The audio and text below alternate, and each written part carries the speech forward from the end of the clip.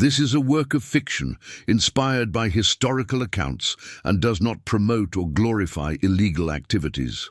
I've never told this story to anyone, not because I'm afraid they won't believe me, that would almost be a relief, but because reliving those nights through words makes it all seem all too real again. However, I feel I need to share what happened, if only to preserve my own sanity, and maybe if you're going through something similar, you're not alone.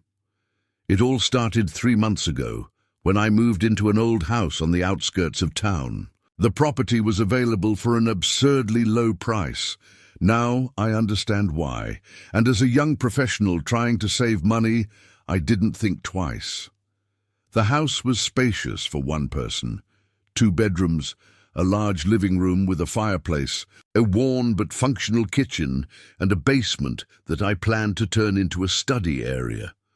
The backyard was surrounded by tall trees that during the day gave the place a bucolic charm. At night, however, those same trees cast unsettling shadows against the walls of the house when the moon was high. The first few weeks were uneventful, spent unpacking boxes and trying to make the space into something I could call home. I noticed a few quirks about the house. The distinctive creaking of the 3rd step on the stairs leading up to the 2nd floor, the way the master bedroom door would sometimes open by itself if it wasn't properly closed, the occasional rattle of old pipes, but nothing that was particularly disturbing. Old houses have character, I told myself. It was in the 4th week that I noticed something different. One night, I woke up around 3:15 a.m. with the feeling that someone was in the room with me. You know, that instinctive awareness of the presence of another person. I lay completely still in bed, breathing as quietly as possible, eyes wide open in the near darkness. I couldn't see anything out of the ordinary, but the sensation persisted. The air seemed thicker near the bedroom door, as if something was subtly displacing it. After what seemed like an eternity, the sensation subsided, and I eventually managed to go back to sleep, convinced that it had just been a particularly vivid nightmare. But the next night, I woke up at exactly the same time, 3:15 a.m., with the same unsettling feeling. This time, however, there was something else. A faint, unpleasant smell, like damp clothes that had been left out too long. And there was a sound, not exactly a sound, but a change in the silence that suggested movement. Have you ever experienced the unsettling sensation of having your home invaded? That discomfort that arises when someone who shouldn't be there is present in your most intimate space? That was the feeling that overcame me those nights. I turned on the night lamp, determined to prove to myself that I was alone. The room was empty as expected. I got up and checked under the bed, in the closet, behind the curtains. Nothing. I made a round of the entire house, checking windows and doors, which were all properly locked. I went back to bed, convinced that my imagination was working too hard, perhaps influenced by the isolation of the house and the stress of the recent move. The following week, I installed a basic security system, sensors on the doors and windows, and a camera in the upstairs hallway. This brought me some comfort, and for a few nights, I slept uninterrupted. Then, one rainy Tuesday, everything changed. Woke again at 3:15 a.m., this time to the sound of what sounded like slow footsteps climbing the stairs. The distinctive creak of the 3rd step echoed through the silent house, and my entire body froze. I lived alone. There was no one who could possibly be climbing those stairs. I grabbed my phone, ready to call the police, and quickly checked the security system app. All the sensors indicated that the doors and windows were still closed. The footsteps continued, slow and deliberate, moving down the hallway toward my bedroom. The sound was too distinct to be just the wood of the house contracting or expanding. There was a rhythm to them, a purpose. They stopped right outside my door. In that moment, I was paralyzed by fear. My mind screamed at me to do something, to grab something to defend myself, to call 911, to run out the window. but my body refused to comply. All I could do was stare at the doorknob, expecting it to turn at any moment, but it didn't. Instead, after what seemed like an eternity, I heard what I can only describe as a deep sigh from the other side of the door. Not a normal human sigh, but something long and ragged, as if coming from lungs that weren't working properly. Then the footsteps started again, moving away down the hallway and down the stairs. The next morning, I checked the security camera footage. There was nothing. The hallway had been empty all night, no movement recorded. However, when I played back the audio, right around the time I heard the footsteps, 3:15 a.m., there was a strange static noise, like interference, that lasted exactly as long as I thought I heard someone moving. In the days that followed, I researched the history of the house. I found no reports of violent deaths or specific tragedies, but I did learn that the property had changed hands with unusual frequency over the past 20 years. No one seemed to live there for more than a year or two before putting the house up for sale again. The nearest neighbors, an elderly couple who lived about a quarter of a mile away, didn't know much about the previous residents, except to mention that some people don't do well in isolation. I considered moving, but I had invested most of my savings in the house and wasn't in a financial position to just walk away, so I decided to face whatever was happening. I installed more cameras, including one in my own bedroom, and bought a high-quality audio recorder that I left on at night. For almost a week, nothing happened. I began to feel foolish for having given so much importance to what was probably just a combination of my old house, stress, and an overactive imagination. Then, on Sunday night into Monday, I woke up again at the exact same time. This time, there were no footsteps. Instead, there was that presence in the room again.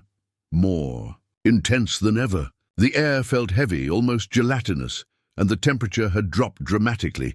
I could see my own breath forming small clouds in front of me. The musty smell was stronger, mixed now with something metallic that reminded me of blood. The camera in the bedroom was active, its small red light glowing in the corner. This gave me the courage to speak. "Who's there?" My voice came out more firmly than I had expected. For a long moment there was no answer. Then, a whisper so low, I almost thought I had imagined it. Finally, that single word made my blood run cold. I couldn't quite pinpoint where it had come from. It seemed to be everywhere and nowhere at the same time. "What do you want?" I asked, trying to control the tremor in my voice. "Company." I turned on the bedside lamp with shaking hands. The room looked normal, empty, but the cold lingered, concentrated now near the window. I looked over and, for a moment, I thought I saw something, not a definite shape, but a distortion in the air, like heat waves on hot asphalt, only in reverse, waves of cold that slightly distorted my perception of what was behind it. "Why are you here?" I continued, slowly reaching for my phone. "Is this your house?" "It is now," came the reply, the voice a little clearer this time. It was a hoarse voice, as if the vocal cords were damaged, but it could be ours. The distortion in the air began to condense, taking on a faint opacity. It wasn't exactly a human silhouette. The proportions were off, the limbs too long, the head slightly too large for the slender body. And though I could make out its shape, I could still see through it the curtains gently billowing in the breeze that came through the half-open window. Wait. The window had been closed when I went to sleep. At that moment, the figure took a step toward me. It was a strange, almost disjointed movement, as if it were learning to walk again. The cold intensified, and the metallic smell became so strong that I had to cover my nose with my hand. "What do you want?" I repeated, stalling for time while I considered my options. The bedroom door was only a few feet away, but I would have to pass close to the figure to reach it. "Reconnaissance," the voice answered, now coming clearly from the nebulous form. "Too long, alone, unseen, forgotten." The figure took another step, and the lamplight flickered. For a moment, in the semi-darkness, I could see details that my mind refuses to fully process to this day. A partially formed face with eyes that were too deep-set and a mouth that opened a little wider than it should have. In a fit of panic and self-preservation, I threw the lamp at the apparition. It passed through it, shattering against the wall. But the distraction was enough. I leapt out of bed and ran for the door, racing down the stairs in a frenzy of adrenaline. I grabbed my car keys from the hall table and walked out the front door without looking back, wearing only my pajamas. I spent the rest of the night in my car, parked in the parking lot of a 24-hour supermarket, shivering not just from the cold, but from sheer terror. At dawn, I summoned the courage to check the recordings on my cell phone. The camera in the room showed nothing. I was alone in the room, speaking seemingly to empty air. The audio, however, was different. My voice was clear, but there was something else too. Not exactly discernible words, but changes in the background noise, modulations that suggested an answer to my questions. And the moment I threw the lamp, there was a high-pitched sound, almost like a scream that definitely hadn't come from me. I spent the next few days in a cheap hotel, pondering what to do. Part of me wanted to simply abandon the house and everything in it, but I couldn't afford to lose this investment. There was something else, too, a morbid curiosity, a desire to understand what was going on. After discreetly consulting some books on paranormal phenomena and visiting a local medium, who refused to come to my house after being given the address, I returned a week later during the day, accompanied by a friend who believed I was simply suffering from sleep paralysis and hallucinations. The house looked normal in the sunlight, but something was different. The plants in the back garden, which I'd watered religiously before fleeing, were wilted and blackened, as if they had been exposed to a severe frost in the middle of summer. Inside the house, the musty smell was present even with all the windows open, and it was especially strong near the basement door. My friend Carlos noticed nothing out of the ordinary, except for the smell, which he attributed to the natural dampness of old houses. He insisted on checking the basement, and despite my reluctance, we went down together. The room was as I remembered it, bare concrete walls, a rough floor, a few empty shelves, and a small window near the ceiling that let in a faint light. But there was something in the darkest corner that hadn't been there before, a dark stain on the floor and part of the wall, as if something wet had dripped and dried in the same spot over and over again. Carlos touched the stain with the tip of his finger and shrugged. "Probably water damage," he said. "This house is old. It must have structural problems. You should call an inspector." I nodded, even though I knew it wasn't water damage. The stain was dry to the touch, but it was cold, much colder than the concrete around it. My friend eventually left early that evening, convinced that I was overreacting and just needed a good night's sleep. I promised to call if I needed anything and walked him to the door, secretly wishing he would stay.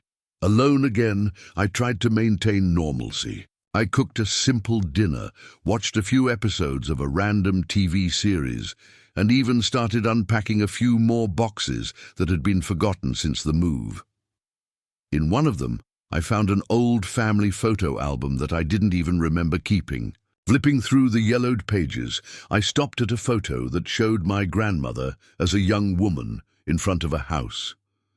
It wasn't the same house I was in, but there was something familiar about it. I turned the photo over and read the faded inscription on the back. Maria, 1962, Sitio Aguas Claras. I vaguely remembered family stories about a farm that had belonged to my great-grandparents, sold long before I was born.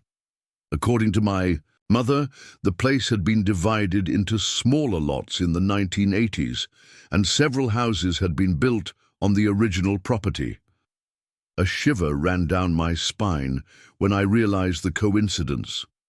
My house was exactly in the region that had once been called Aguas Claras, Could it be that I had unknowingly purchased a house built on land that had once belonged to my own family? I did some more research on the area on my laptop and found fragmentary records about the former site.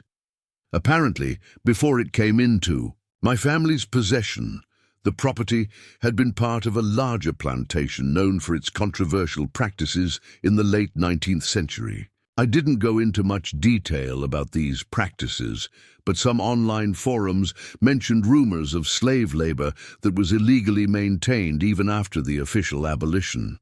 The clock was ticking 10:30 p.m. when I decided it was time to get ready for bed, or at least try. I double-checked all the security checks, left lights on in strategic spots around the house, and for the first time since moving in, locked my bedroom door from the inside. I put my cell phone and a powerful flashlight within reach, lay down fully dressed and waited. For a long time, nothing happened. Fatigue began to overcome me, and I fell asleep without realizing it. I woke up with a start to the sound of my own cell phone. It was an alarm I had set for 3:10 a.m., 5 minutes before the critical hour. I sat up in bed, suddenly alert. The room was at a normal temperature, and there was no sign of the presence I had so feared. Perhaps, I thought with a sigh of relief, whatever it was had given up after my prolonged absence.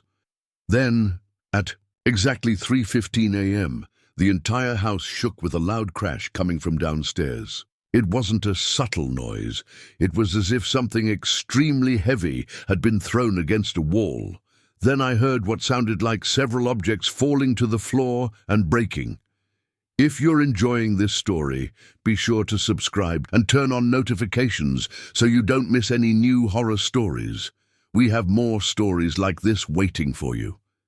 This time, fear didn't paralyze me. Perhaps because the sound was coming from far away and not from the immediate presence in my room, I managed to move. I grabbed my cell phone and flashlight and, after a moment of hesitation, unlocked the door and stepped out into the hallway. The noise was coming from the living room. I walked down the stairs cautiously, lighting the path ahead of me with my flashlight. When I reached the bottom of the stairs, what I saw took my breath away. The room was in complete chaos. The few pieces of furniture I had were overturned. Pictures had been ripped from the walls, and shards of what had once been my glasses and plates were scattered across the floor.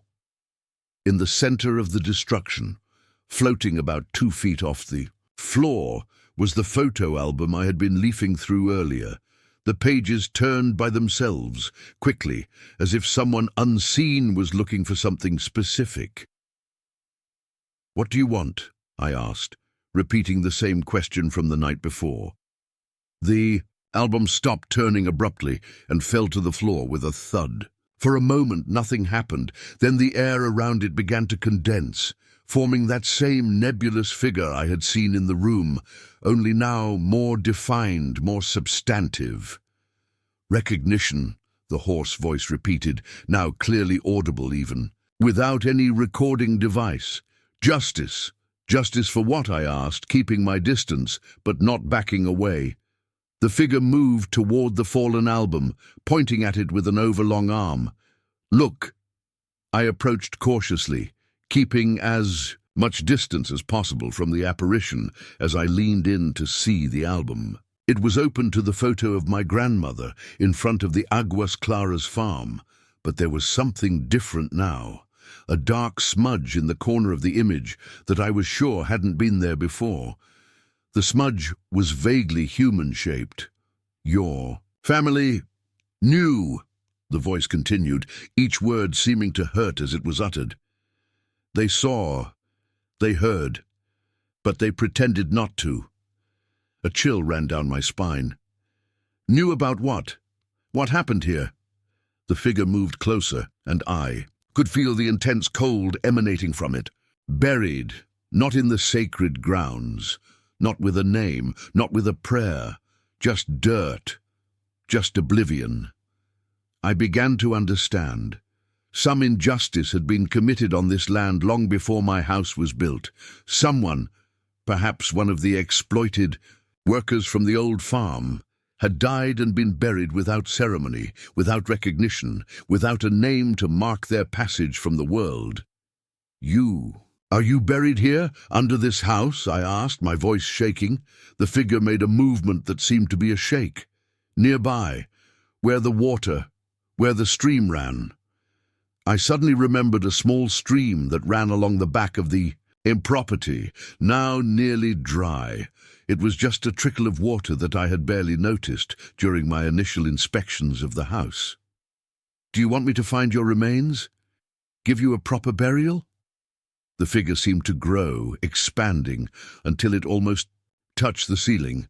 The cold intensified to the point where a thin layer of ice formed around my feet. "Yes!"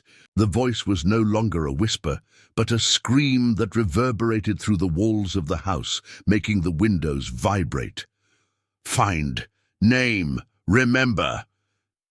Then, as suddenly as it had appeared, the figure vanished, leaving behind only the residual cold and chaos in the room.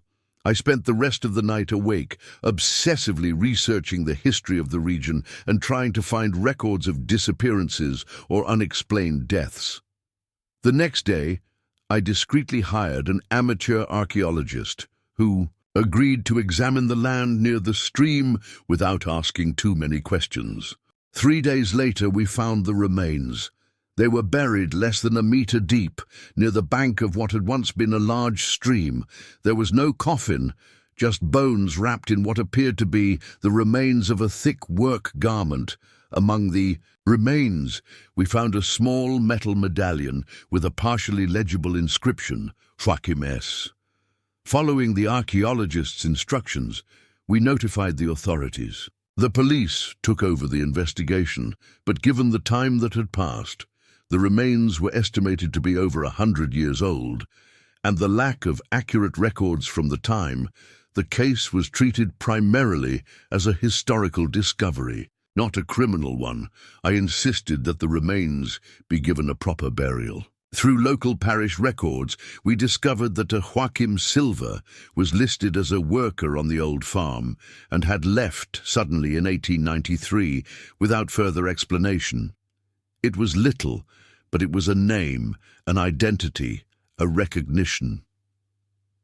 The week after Joaquim's formal burial in the local cemetery, I returned home apprehensive, unsure of what to expect. The sense of presence had completely disappeared. The musty smell gradually dissipated, and the plants in the garden began to recover. The nights became quiet again, uninterrupted by 3:15 a.m. For a while I thought it was all over. Then, 3 nights ago, I woke up, not with the same ominous feeling as before, but with a different presence in the room, a lighter, almost peaceful one. I opened my eyes and saw, sitting in the chair by the window, the hazy outline of a man. I couldn't make out his features clearly, but his gaze was fixed on me, and there was something like gratitude in his posture.